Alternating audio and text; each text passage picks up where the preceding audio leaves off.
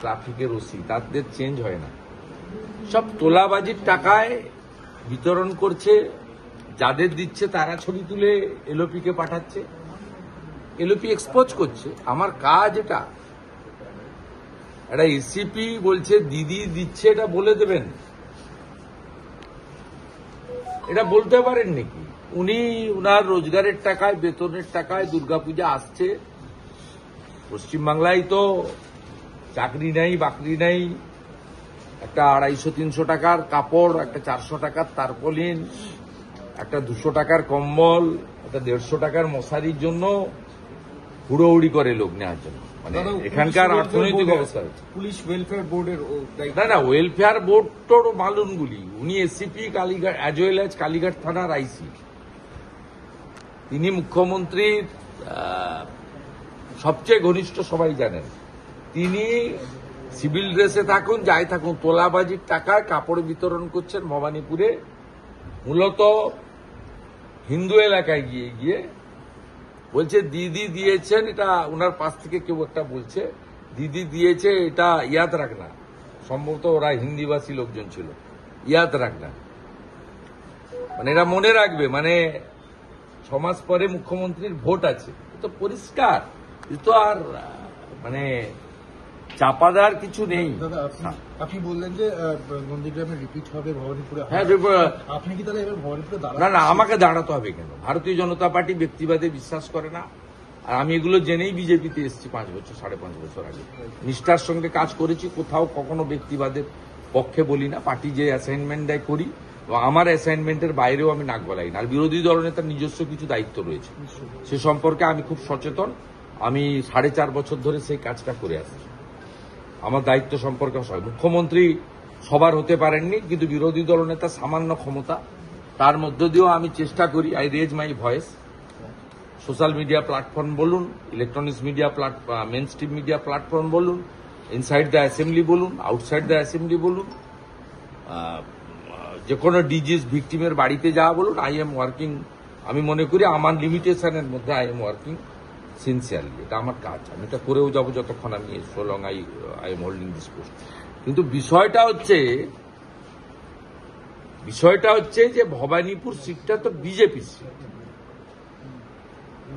BJP যখন 18% vote পাচ্ছে, মাত্র 2টো এমপি জিতছে, তখন বিজেপি ভবানীপুর থেকে তথাগত রায় লিড নিচ্ছেন 2014 সালে। এবং 2019 সালে যখন বিজেপি 18টা সিটে জিতছে, তখনও ভবানীপুর থেকে মাত্র 2000-2500 ডিফারেন্স। মমতা ব্যানার্জি নিজের বুথে হারছেন মিত্র ইনস্টিটিউশন। ঠিক একইভাবে 2024 সালে আপনারা জানেন 77 নম্বর ওয়ার্ড ফিরহাদ হাকিম কিভাবে ওখানে ভোট করে গুন্ডাদের দিয়ে। একটা ওয়ার্ড থেকে 17,000 ভোটে লিড নেয়। 8টা ওয়ার্ডের মধ্যে 5টা ওয়ার্ডে হেরেছে। ভবানীপুরের তো মেজর ওয়ার্ডে হেরেছে। এবারের ভোটেও 24-এ কত গ্যাপ আছে? 7,800, 8,000।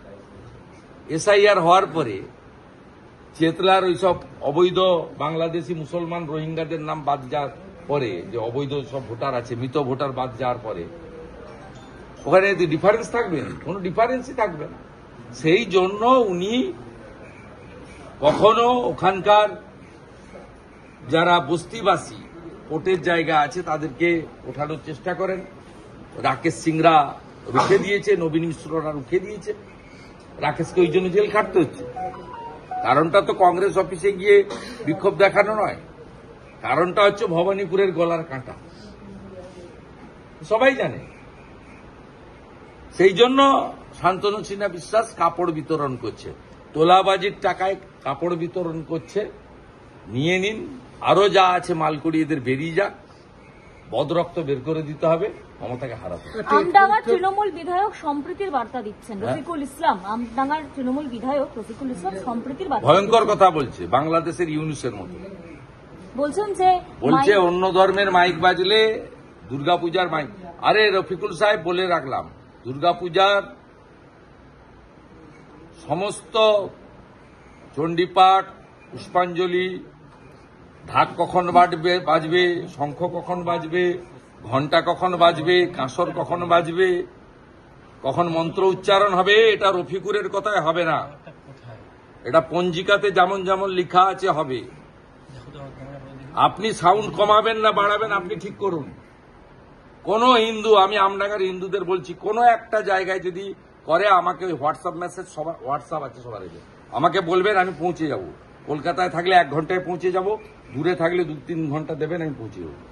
আমি গতবারে গার্ডেন রিচে পৌঁছেছি, একই কাজ করেছিল। গার্ডেন রিচে বলেছিল আমাদের এলাকা মাইক খোলো, গায়ত্রী হবে না, চণ্ডী হবে না, মন্ত্র পাঠ হবে না। ওইখানে বুকের উপর দাঁড়িয়ে আরতি করে দিয়েছি।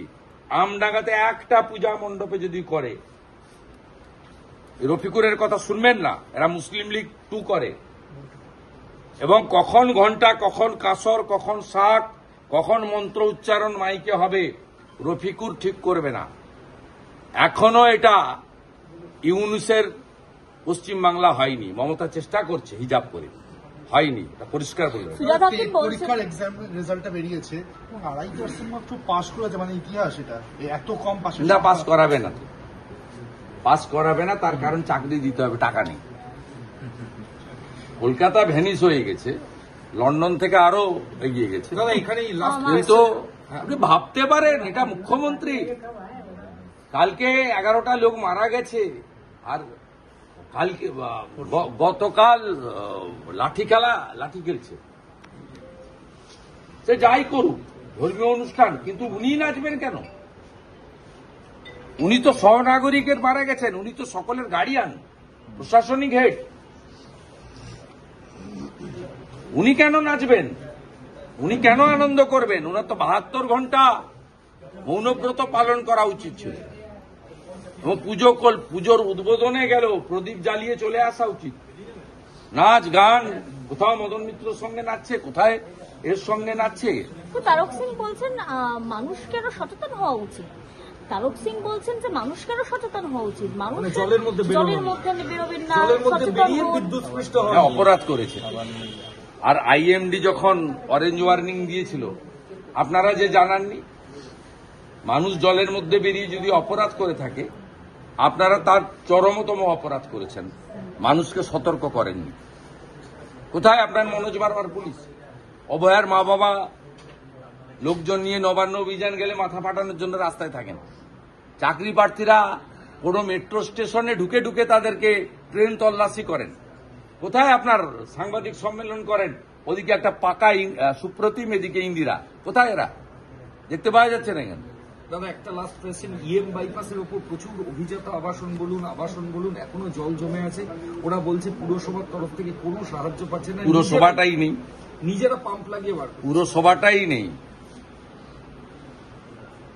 পুরসভাটাই নেই। সারা রাত্রি আপনি মেয়রের লোকজনকে পাননি, বেলা 2টোর পরে আপনি পেয়েছেন। তো খিঁচ মেরি ফটো। দাদা কলকাতা হাইকোর্ট রিপোর্ট তলব করলো, বৃষ্টির জমা জলে বিদ্যুৎ পৃষ্ঠ হয়ে মারা গিয়েছে, কলকাতা হাইকোর্ট রিপোর্ট তলব করলো।